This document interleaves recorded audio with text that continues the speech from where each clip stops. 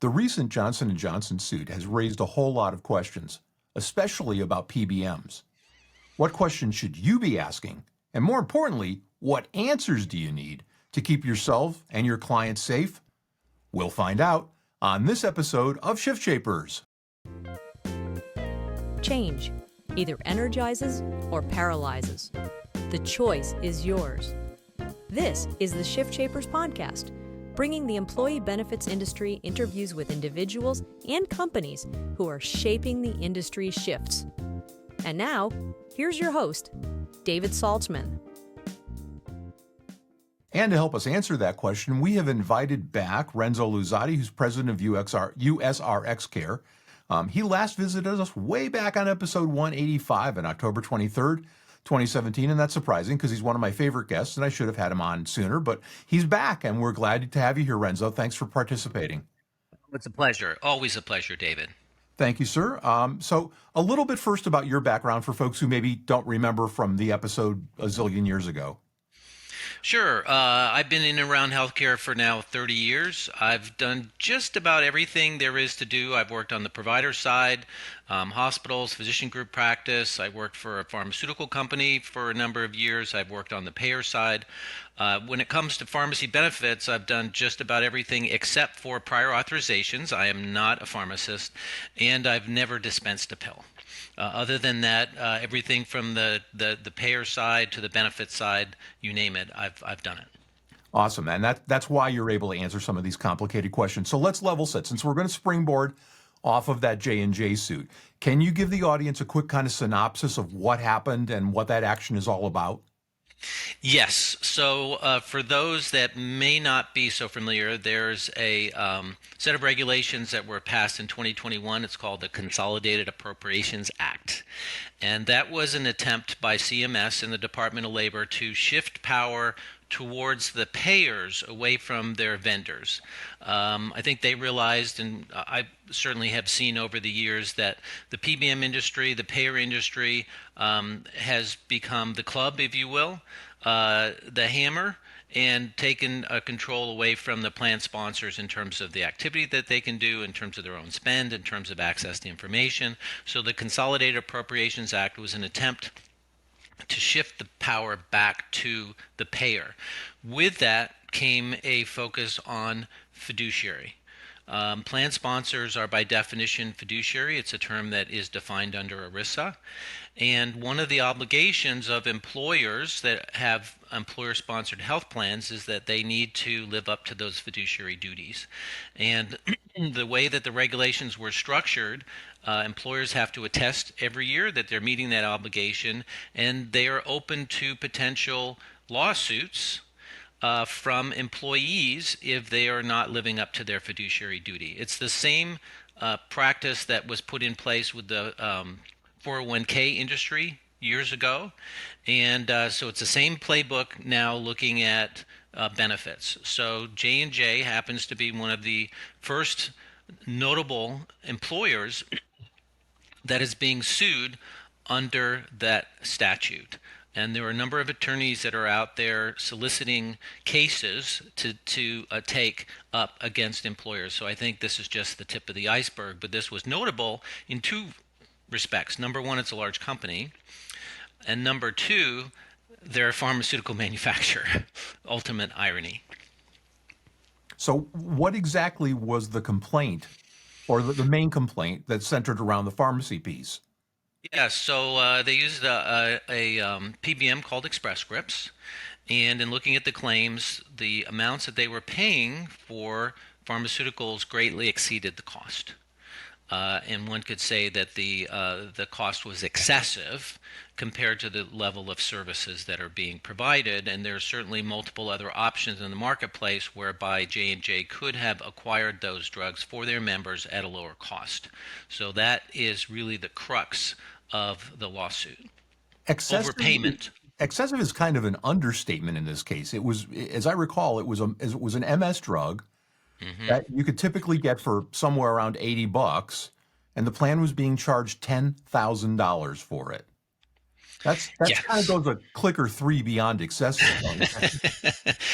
Well, I'd like to say that what plan calls costs, the PBM calls profit, right? And you just have to follow the money, right? I mean, they're kind of cherry picking individual cases. I'm sure there's other cases where the margins were not nearly as high, but we see this fairly frequently, particularly with generic specialty medications that are being dispensed at the specialty pharmacy. The discounts are generally not as good as what you could achieve in a retail pharmacy. So we as an organization, when we take over a group, we always look at the lowest cost option. If the specialty pharmacy is the best price, great. If the retail pharmacy is the best price, we let the member get that medication at the retail pharmacy. Traditionally, in the PBM world, the PBM has an exclusive on dispensing specialty medications from their pharmacy, and therein where some of these disconnects come into play. But that's not necessarily an obligation. I mean, the contracts can be structured in a number of ways. And in some cases, they can be structured so that you can get it from any place, right? Yes, it's really up to the employer and the consultant. The traditional model, the traditional model is that the contract says that if the specialty pharmacy is owned by the PBM, that the plan sponsor must use that pharmacy. And that is just the typical of what we see in the marketplace. So there are some pharmacies, we've talked about fiduciary now a little bit in terms of what the plan does and what the plan sponsors need to do. And I shouldn't hesitate to point out that the advisor was also named in this paperwork. So there's plenty to go around. But there are some PBMs, such as yours, that say that they're operating in a fiduciary model. What does that mean in general, and what does it mean for both the plan and the advisors? Yes, so that's a great question. So fiduciary is actually a legal term that is defined under ERISA. It also applies to the financial services industry, but we're talking about the healthcare industry and specifically about PBM services. So ERISA defines a fiduciary with three main components.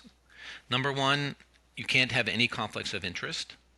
Number two, you have to look out for the best interests of the plan and plan participants. And number three, all utilization and financial information has to be in full view, i.e. transparency. So being in the PBM industry, there has been a movement in the last several years towards transparent PBMs, right? And there's a lot of companies out there that are transparent PBMs. Transparency is one of three elements under fiduciary, right? So often I'm asked, are you a transparent PBM? And I say we are, in that transparency is one out of three tenets. But we don't believe transparency is enough. You could be transparent and conflicted. You could be transparent that you're overcharging by $10,000 on a script, right? That is not fiduciary compliant, right? Because you're not looking out for the best interest of the plan, getting the lowest available cost, and usually those markups come with conflicts of interest. So from our perspective, when we came into the marketplace, we realized that fiduciary really is where the market needed to go.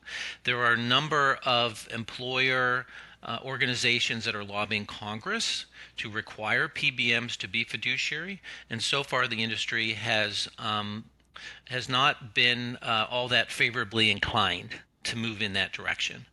And from a practical matter, the industry would need to turn its revenue model upside down in order to be compliant.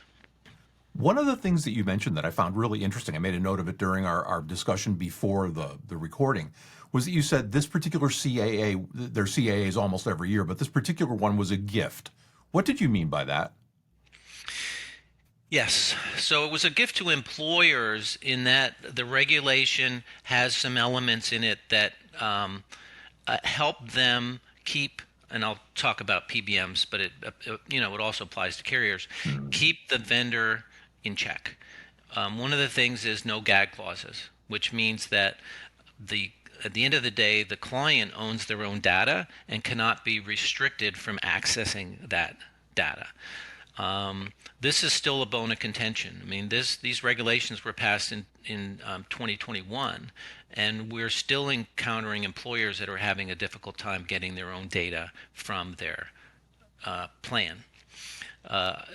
We're expecting some additional guidance to come out from the Department of Labor and CMS, and there potentially could be some lawsuits in and around this arena as well, access to data. So transparency is part of what is trying to come out of the Consolidated Appropriations Act. And that in and itself is a tremendous gift to employers just to have more visibility in terms of what's going on. But the other thing is, now they're being held accountable for being fiduciaries. And you can't say, well, I hired my consultant and therefore I'm compliant. The J&J lawsuit says that does not shield you from your obligation to be a fiduciary, which means you need to be educated, you need to be asking questions, and you need to be monitoring your own plan. Right? So employers just need to step up to the plate. They need to take this regulation that was put in place with them in mind and leverage it to make sure that they are living up to their fiduciary duty and that the vendors that they choose to touch their benefit are also in compliance. You mentioned to me again earlier that there is typically 40 to 50% overspend on the pharmacy side. And you rightly pointed out in our conversation that an employer would never accept that on their manufacturing line or in their line of business. Why has it been so pervasive in the pharmacy universe? Is it just lack of knowledge? I think that there is this perception, which is absolutely not correct, but there's a perception out there that healthcare costs cannot be controlled. Right? Or if they can be controlled, the goal is to keep it to a 1 or 2% increase a year as opposed to an 8 to 10% increase a year. The other issue is the way the industry has been structured. I mentioned this before. The way the industry is structured, now talk about the PBM industry, the more that the plan spends on their PBM benefit, the more the PBM makes. Right? It's a direct conflict of interest. The entity that is supposed to be containing cost makes more money when the plan spends. It really should be the opposite. If you think about it, the PBM should be getting paid more if the plan is paying less, right? That would be an aligned incentive. That's not the way the industry is structured. I often say, for individuals that say, well, it's very complicated, the PBM industry, it's a black box, I really don't understand it. All you need to know is PBMs are in the business of selling drugs to members at a profit. If you understand that, you pretty much understand the industry, right? Any which way that the PBM can make an extra nickel on every drug that is dispensed is in their favor, right? And from a fiduciary perspective, particularly entities that are publicly traded, their fiduciary duty is to their shareholders, right? Which is not necessarily going to be the same as the end user, the client, the plan sponsor, right? So there's just this inherent conflict in the way that the industry has evolved that has resulted in the outcry of late, particularly as specialty medications come to market and are starting to break the bank and the back of a lot of employers. So, when I talk to people who are not in the business about this J&J lawsuit, their answer, and I say, Johnson & Johnson should have known. Well, okay, they're in the drug business, so maybe you could make that case. But let's take an employer who's got a plan, who's making rubber baby buggy bumpers. How would they have known that drug was only available? The one I mentioned was available for as little as $80, as opposed to the $10,000 that the PBM was charging? So a couple of ways I'm going to answer that question. First of all, of course, they would not know, right? They could and should be working with a consultant that has access to the data and could be monitoring so that they have access to the information and could do something about it before it's too late, right? Right the ship, if you will. But the reality is that the industry is so complicated and the pricing is so complicated, and you've got all of these pockets of profit margin tucked away, many of which an individual employer would never see. From our perspective, and I think from the perspective of CMS and the Department of Labor, what they are asking employers to do is to pick vendors that are on their side of the table, that are providing services in a fiduciary compliant manner, as opposed to the tradition, which has been that the vendor has in their contract that they're not a fiduciary and not obligated to act in a fiduciary manner, and everybody signs that contract, which basically means everybody is understanding that the vendor can have conflicts of interest, doesn't have to look out for the best interests of the plan, and doesn't have to be transparent. And then at the end of the year, everyone's upset when all of that comes true. It's in the contract, right?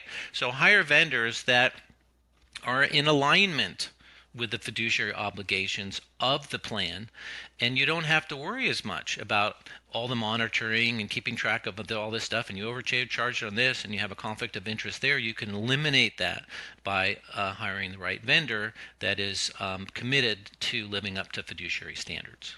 It's interesting in this particular suit that it was brought by an employee.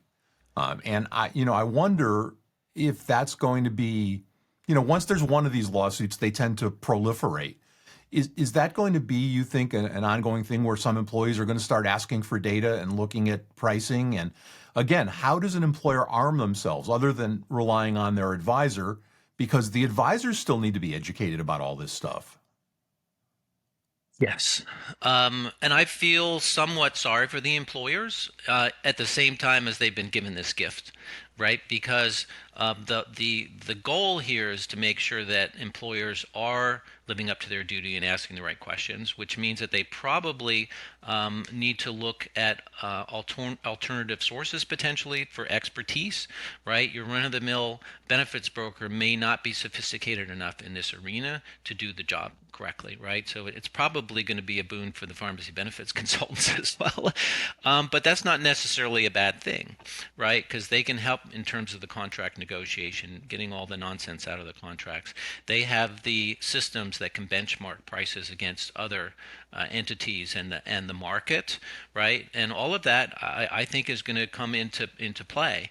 But if you're an employer that can't afford to spend millions of dollars on consultants, again, choose your vendors wisely, right? A vendor that has in their contract a stipulation that they need to dispense everything in their own pharmacies, that they control everything, they do all the prior authorizations, they do all the clinical reviews, and you have no control over your plan, and they're not a fiduciary and not obligated to act in a fiduciary manner, may not be the best choice to manage all aspects of your pharmacy benefit. So let's talk a little bit further about those employers who don't have millions of dollars to throw around. They're going to rely on their advisors to a large extent. And advisors more and more today have a choice because the plug and play aspect of self-funded plans has gotten more and more pervasive. And now, a word from our sponsor. This episode is sponsored by MZQ Consulting, a concierge compliance firm that excels at making the complex simple. Have you seen the news lately? Johnson & Johnson is being sued because J&J's health plans failed to negotiate lower prices for prescription drugs. In the case of one drug, the plan paid $10,000 for a drug that regularly is available for under $80. Not only were the members of the benefits committee named personally, but their benefits advisor was also named in the suit. And that, dear listeners, is why you need a top-flight compliance firm. Yes, MZQ handles all the usual compliance stuff from ACA reporting and tracking to wrap documents 5500s, mental health NQTL and QTL analysis, and a whole lot more. But the heat is being turned up on fiduciaries who don't act like it. In this environment, using an ERISA attorney-led compliance consulting firm is your best strategy. Your clients too. And MZQ Consulting is where you should go. For more information, go to www.mzqconsulting.com or email them today at engage@mzqconsulting.com. Now, back to our conversation. Let's look through the other side of the periscope for a minute. What do advisors need to know in order to ascertain that a pharmacy benefit manager is a good fit for their client and is living up to all three tenets of being a good fiduciary? So one of the things that we've done over the past several years, actually, we have disseminated a set of questions that advisors can ask with their for existing clients, as well as, more importantly, for prospecting. Pharmacy benefits is a great avenue for prospecting because it really is the lowest of low-hanging fruit. Changing out medical plans is a little bit more difficult because employers are attached to their doctor, right? Are they in network, out of network? Where in pharmacy, pretty much all the pharmacies are in network. It's just about swapping out the management and the philosophy. So we do have a set of questions that you can ask, and a lot of them point back to the PBM contract. If an advisor can walk out the door from a prospect with a copy of the PBM contract, they're done. You don't have to be a rocket scientist to look for a couple of things in there, and you can go back to your prospect and point those out, and you're off to the races. If anybody would like to get in touch with me, they're welcome to do that. They can do that through our website, and we'll send you a copy of those questions because they really have been dynamite in terms of opening up that conversation, opening up some eyes, and leading employers to ask questions of their consultant and their PBM, which are the right questions vis-a-vis where they need to be in terms of the Consolidated Appropriations Act. And we'll put a link to that in the show notes. So if you're interested That would in be getting in great. touch with Renzo's organization, USRxCare, and finding this set of questions so you can educate yourself, that would be an easy way to go about doing that. So check out the show notes at ShiftShapersOnline.com. That'd be great. Where do you see all of this going in the next 3, 4, 5 years? I mean, this whole notion of people being aware of fiduciary responsibilities, it's old hat, as you pointed out earlier. It's old hat in the retirement side of the business because that's where ERISA got its chops. That's where it started, the Employee Retirement and Income Security Act. Where do you see this going in the short term and then maybe in the middle term? Yeah, so it's interesting. So what we've noticed is that small to medium-sized employers have been the ones that have been fastest to move away from the traditional model. I think because the cost and the pain of doing the same old thing over and over just got too high, right? So the platform was on fire and they jumped. Right. And when they jump, they realize, hey, the water's warm and it's cozy and it's comfortable and this is awesome. Right. And my costs are down 30, 40, 50%. And my employees' costs is down 30, 40, 50%. And I don't have a line at my door. This is wonderful. Right. They'll never go back. It's the larger employers that are still, to a large extent, buying the same old way. Right. And one of the things that we do that has been a growing market is for large employers that don't want to change their PBM or find it to be onerous to even think about changing their PBM, is they're deconflicting the clinical decision making by carving out the prior authorization and therapy interchange, moving from higher cost to lower cost options within the formulary. By doing that, and the clinical decision making is a critical cost driver. Sure. Right? If you get that wrong, you're going to be spending on drugs that are inappropriate, that are to treat the wrong condition, that may have safety issues that are not needed. By bringing independence to the clinical decision making, by removing it from the PBM that is really the provider, if you think about it, it's not much different than a hospital. 30 years ago, hospitals lost control of all of the decision making for those that are in the patient or admitted, or they're getting a procedure. Right, you got to get pre-cert for a $700 MRI. Right, the hospitals lost the ability to make those decisions to independent third-party medical management firms.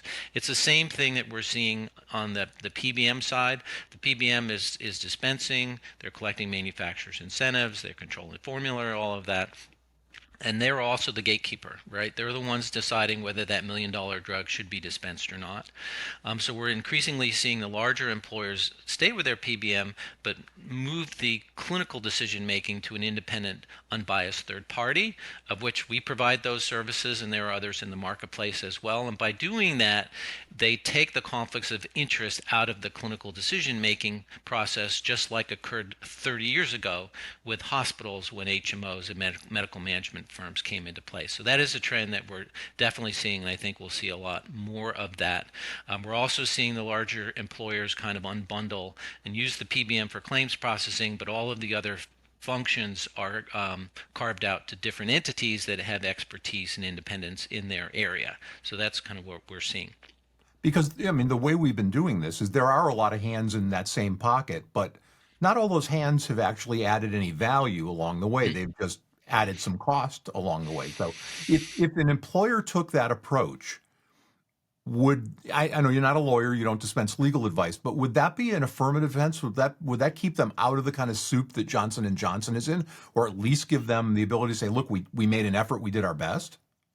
Or do they need to do other things? Yeah, I mean, again, yes, I'm not an attorney, and that's for sure. But I think just looking at the results kind of speaks for itself, right? And you got the Blues out in California that took this stance for themselves, right? That was, I mean, that sent a shudder wave, right, through the industry. Oh my God, the Blues decided that using one entity to do everything wasn't the best approach, right? So they've carved it up. And have saved millions upon millions upon millions of dollars, right? So I would say yes. The one thing that we do here, and we're sensitive to this as well, but there are times when it's appropriate and times when you don't have to unbundle. But employers, we are increasingly here. I can't have one more vendor. I got so many vendors. I can't possibly take on one more. Right? Mhm. So one way to do that is to move the basket to an entity that is aligned with your fiduciary goals contractually in the contract, right? So now you're dealing with one vendor and you don't have to worry about anything. If that's not an option, then figuring out strategically what areas are the greatest drivers of cost and how can you make sure that you've eliminated the conflicts of interest in those areas will be important. Again, on the clinical side, this is healthcare, right? If you're not getting the healthcare right, you're off track.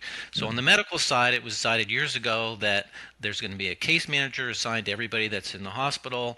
And if you want an MRI or if you want an expensive procedure, a brain scan, someone's going to look at it for medical necessity, and it's not the hospital. Right?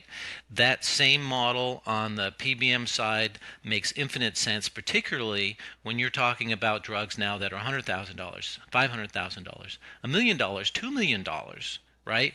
Why would you have the entity that profits off of the providing of the service, the dispensing of that medication, make the decision whether it's medically necessary or appropriate or not? It doesn't make any sense. So if you're going to make one change, carve out to another vendor, we think, and employers have now been voting with their feet. They also believe that that's a high value move, without creating disruption or a lot of extra work for HR in terms of the implementation. It really operates behind the scenes in many ways, and the savings are dramatic.